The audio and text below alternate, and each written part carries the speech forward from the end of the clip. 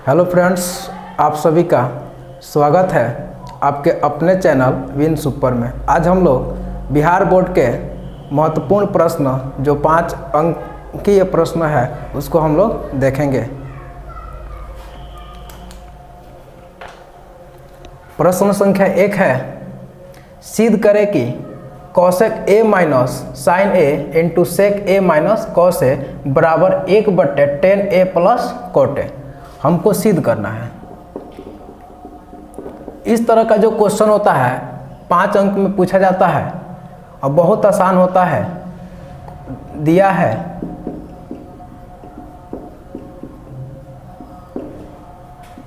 Cosec A minus sine A into sec A minus cos A बराबर 1/10 ए plus cot A. सबसे पहले हम LHS लेंगे। LHS cosec A minus sine A into sec A minus cos A. इस तरह का जब भी क्वेश्चन आए उस क्वेश्चन को हम साइन और कॉस के रूप में क्या करते हैं, चेंज करते हैं। तो सबसे पहले यहाँ हम देख रहे हैं कि कॉसेक जो है इसको हम चेंज कर देंगे, साइन में तो है, और सेक को हम चेंज कर देंगे, कॉस यहाँ दिया हुआ है। तो अगर इसको हम चेंज करें तो 1/10 sign A minus sine A into सेक को चेंज करें तो हो जाएगा 1/10 कॉस ए माइनस कॉस ए। अब यहाँ हम हर एलसीएम निकालें तो साइन के नीचे कुछ ना है तो 1, कॉस के नीचे कुछ ना है तो 1। तो साइन और 1 का एलसीएम निकालें तो हो जाएगा हमारा साइन ए।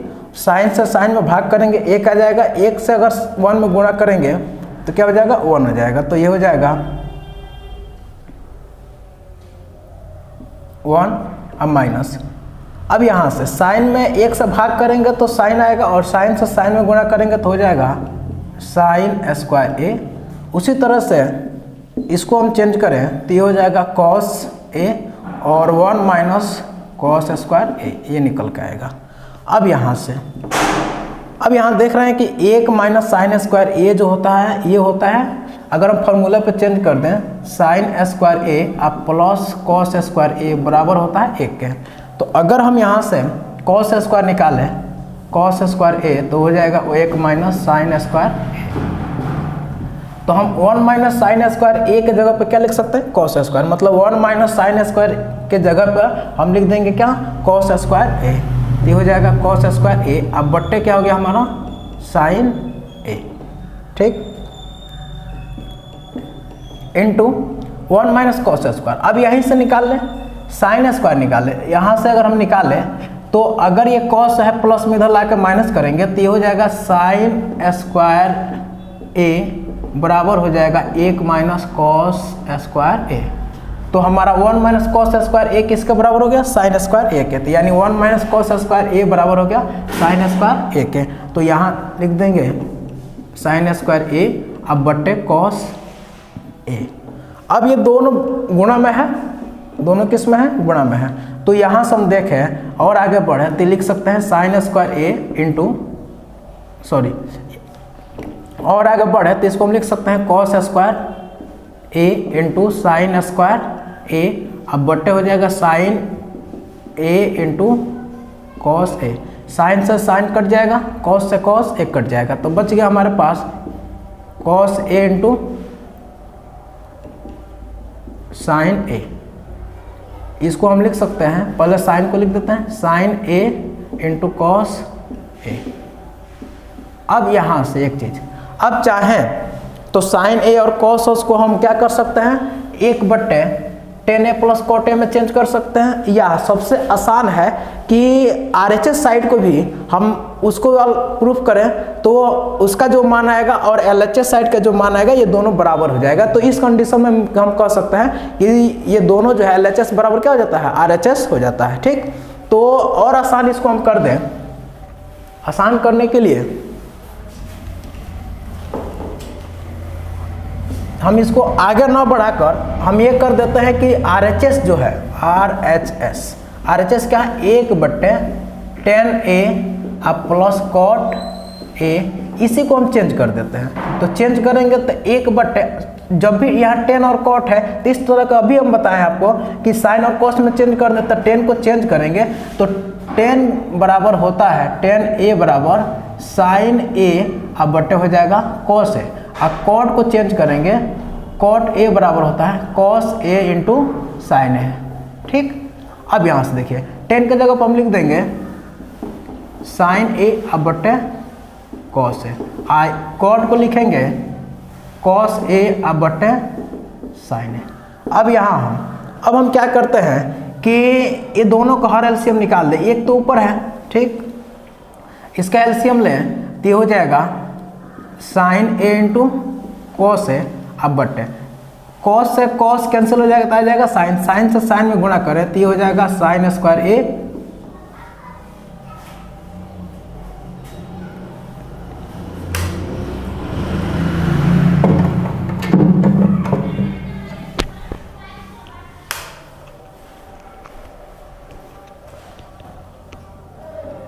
कॉस से कॉस कैंसिल हो जाएगा, बच जाएगा साइन, साइन से गुणा करेंगे साइन में तो हो जाएगा साइन स्क्वायर ए, और साइन से इसमें भाग करेंगे तो साइन कैंसिल हो जाएगा, बच जाएगा कॉस, कॉस से कॉस में गुणा करेंगे तो ये हो जाएगा कॉस स्क्वायर ए। अब यहाँ अब इसको हम लिख सकते हैं 1/, sine square plus cos square किसके बराबर होता है, 1 के बराबर होता है, तो इसके जगह पर हम लिख देंगे 1 और ये हो जाएगा sign A into cos A, और यहाँ चेंज क्या हुआ साइन स्क्वायर ए अब प्लस कॉस स्क्वायर ए बराबर होता है 1 के। अब इसको हम क्या करेंगे, ये नीचे है तो चला जाएगा ऊपर, तो ये हम लिख सकते हैं sign A into cos A अब बट्टे आ जाएगा हमारा 1। अब यहाँ से इसको और आगे बढ़ाएंगे तो sign A into cos A, ये हमको निकल गया। अब देखिए दोनों मान यानी LHS और RHS हमने जो प्रूफ किया वो दोनों मान एक दूसरे के क्या हो गया, बराबर हो गया। तो हम यहाँ कह सकते हैं कि चूंकि LHS बराबर क्या हो गया RHS और इसका मान कितना निकल के आ गया sine A into cos A, मतलब दोनों मान क्या हो गया आपस में बराबर हो गया। तो हम इसको लिख सकते हैं प्रूव्ड। यही क्वेश्चन हमसे कर रहा था।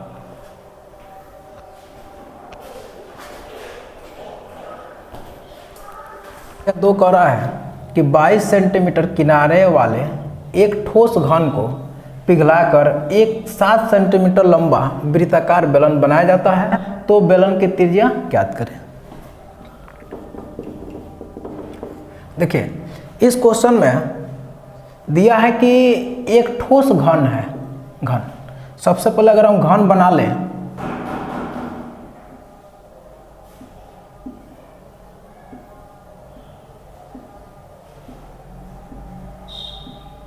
ये घन हो गया और इसका किनारा मान लेते हैं हम A है, तो घन का प्रत्येक किनारा जो होता है आपस में बराबर होता है, ये सब हो गया ठीक। और यहाँ से प्रत्येक किनारा जो है ये कौन सेंटीमीटर दिया है 22 सेंटीमीटर दिया है। अब इसको पिघलाना है, पिघला कर हमको क्या बनाना, एक बेलन बनाना है, तो एक बेलन बना लेते हैं।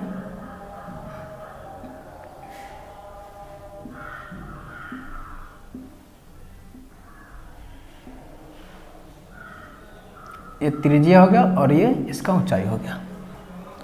इस क्वेश्चन में दिया है कि एक जो है दिया है कि एक ठोस घन है जिसको पिघला दिया गया और पिघलाकर एक बेलन का रूप दे दिया गया है। तो इसका मतलब है कि सबसे पहले उसका आयतन निकालेंगे, मतलब कि एक का आयतन दूसरे के आयतन के क्या होना चाहिए, बराबर होना चाहिए, क्योंकि हम जिस चीज़ को पिघला रहे हैं उसी से दूसरा ऑब्जेक्ट क्या कर रहे हैं, तैयार कर रहे हैं। तो यहाँ इस तरह के जब भी क्वेश्चन आए, इस क्वेश्चन में हम सबसे पहले क्या निकालते हैं, आयतन निकालते हैं। मतलब हम घन का आयतन निकाल लेंगे और बेलन का आयतन क्या हो जाएगा, आपस में बराबर हो जाएगा ठीक। इसमें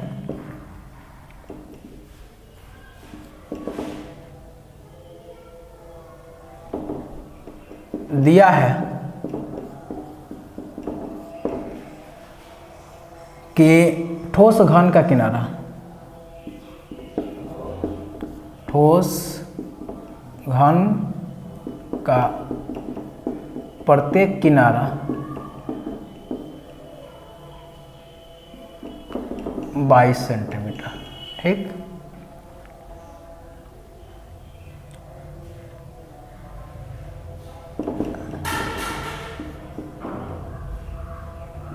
बेलन की लंबाई जो है ये 7 सेंटीमीटर है। ठीक, घन का आयतन बराबर बेलन का आयतन।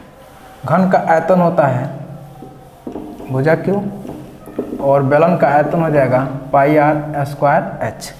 घन जो है इसकी प्रत्येक भुजा का सेंटीमीटर है 22 सेंटीमीटर, तो 22 का क्यूब बराबर, अब यहाँ से बेलन का आयतन क्या है पाई आर स्क्वायर एच, तो पाई का मान जो हो जाएगा 22/7 और आर तो हमको नहीं दिया है, आर निकालना है तो आर स्क्वायर और एच दिया है कितना 7।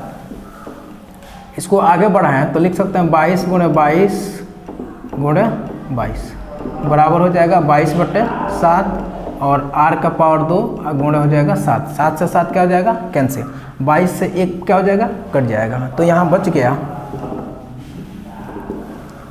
22 × 22 बराबर हो जाएगा आर स्क्वायर। अब यहाँ से आर स्क्वायर, अगर आर स्क्वायर को पहला लिख दें तो ये जाएगा 22 × 22। अब ये स्क्वायर में इधर जाएगा तो रूट में चला जाएगा, तो √22 × 22 बराबर हो जाएगा आर। तो यहाँ से 2 हो गया, जोड़ा बैठाएंगे तो 2 में से 1 बाहर हो जाएगा तो हो जाएगा 22। आर का मान कितना हो गया। प्रश्न संख्या 3। प्रश्न संख्या 3 कहता है कि निम्नलिखित बंटन का बहुलक ज्ञात करें। इसमें हमको क्या ज्ञात करना, बहुलक ज्ञात करना। तो बहुलक बराबर होता है बहुलक बराबर L + F1 - F0 बटे 2F1 - F0 - F2 गुणे में H, ये होता है।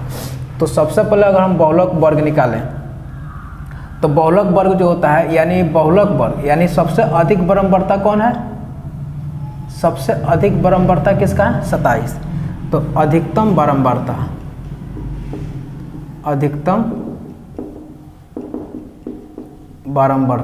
कितना हो गया 27।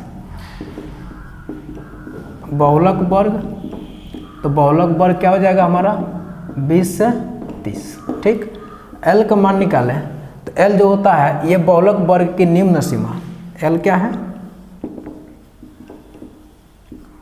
बहुलक वर्ग की निम्न सीमा, L हो गया तो कितना हो गया 20। ठीक,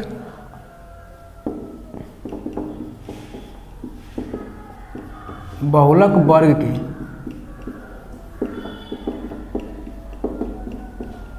बारंबारता F1 कितना हो जाएगा 27। बहुलक वर्ग की ठीक पहले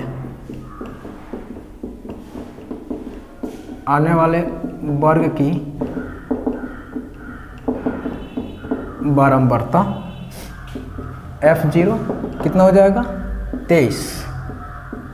ठीक, और इसके बाद से F2 निकाल ले जाए बहुलक वर्ग की ठीक बाद आने वाले वर्ग की बारंबारता F2 बराबर हो गया कितना 21। बहुलक बराबर हो जाएगा L +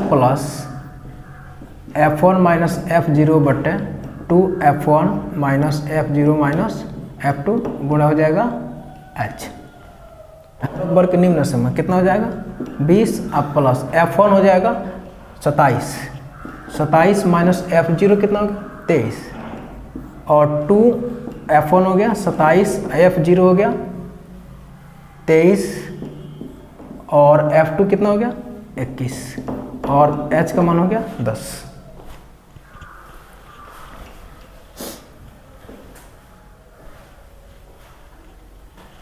इसको इरेज कर दें।